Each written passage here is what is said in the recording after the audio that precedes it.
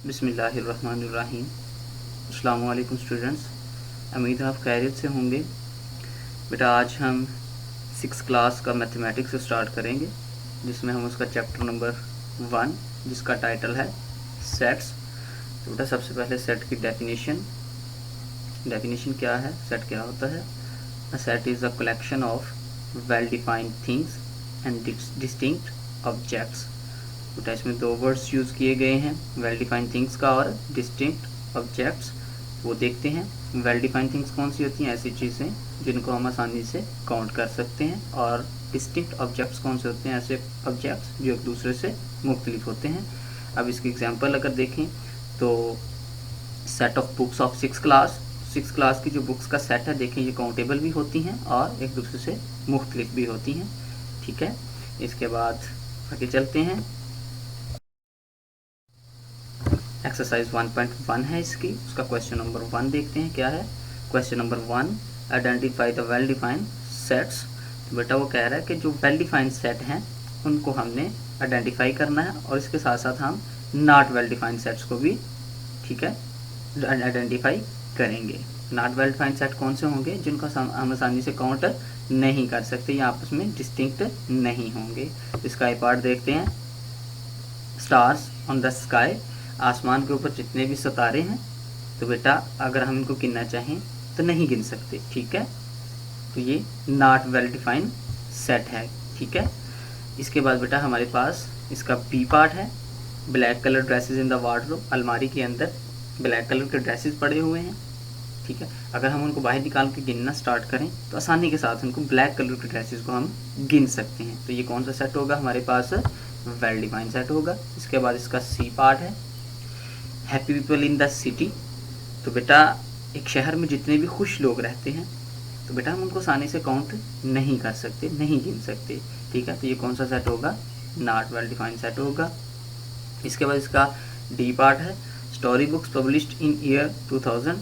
तो बेटा साल 2000 में जितनी भी बुक्स, स्टोरी बुक्स जो हैं वो पब्लिश की गई हैं। हर बुक स्टोरी बुक नहीं होती, ठीक है, मुख्तलिफ किस्म की बुक्स होती हैं, और जो स्टोरी बुक्स हैं उनको लैदा करके अगर हम गिनना स्टार्ट करें तो हम आसानी से काउंट कर सकते हैं। तो ये कौन सा सेट होगा, वेल डिफाइंड सेट होगा।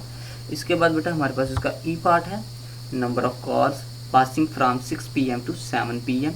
6 बजे से लेकर 7 बजे के दरमियान गाड़ियाँ गुजर रही हैं किसी रोड से, तो उनको अगर हम खड़े होकर गिनना स्टार्ट करें तो हम आसानी के साथ उनको काउंट कर लेंगे। तो ये कौन सा सेट होगा, वेल डिफाइंड सेट होगा। ठीक है, इसके बाद आगे चलते हैं।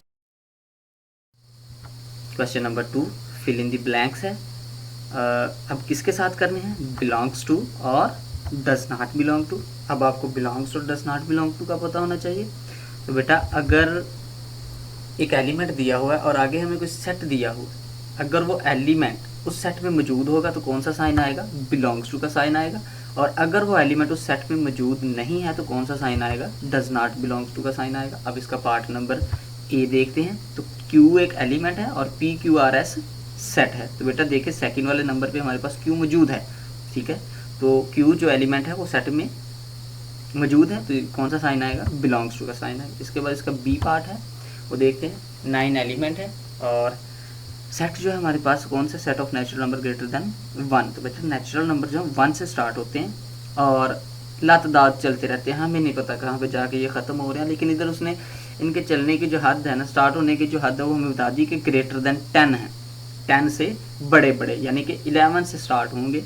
तो पता नहीं यहाँ कहाँ जाके ये ख़त्म हो रहे हैं। ठीक है, लेकिन ये 11 से बड़े हैं। और तो 9 कह रहा है कि इस सेट में मौजूद है कि नहीं मौजूद। तो बेटा 9 इस सेट में मौजूद नहीं है, तो कौन सा साइन आएगा, डज नॉट बिलोंग टू का साइन आएगा। इसके बाद हमारे पास इसका सी पार्ट है, वो क्या है कि 15 हमें नंबर दिया गया है और इवन नंबर्स का जो है वो सेट है। तो आपको पता है इवन नंबर कौन से होते हैं, आप अपनी बुक भी यूज़ कर सकते हैं।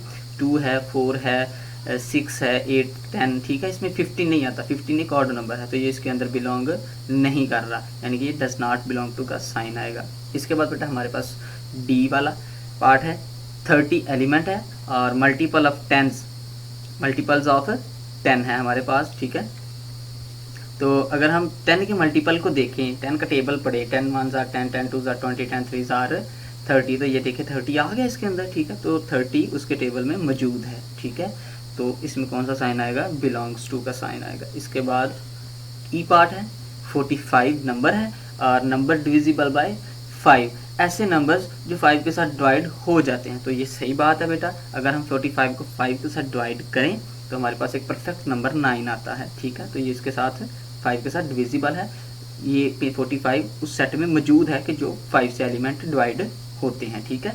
तो बेटा इसमें बिलोंग्स टू का साइन आएगा, ठीक है। उम्मीद है आपने लेक्चर अच्छे तरीके से सुना होगा, ठीक है। अब आपकी जो डायरी है वो क्या है, एक्सरसाइज 1.1 की है। सारे के सारे क्वेश्चन आपने रजिस्टर पे करने हैं अपने पे, और आपने होमवर्क वाली कॉपी पे जो काम करना है वो क्वेश्चन नंबर 2 करना है।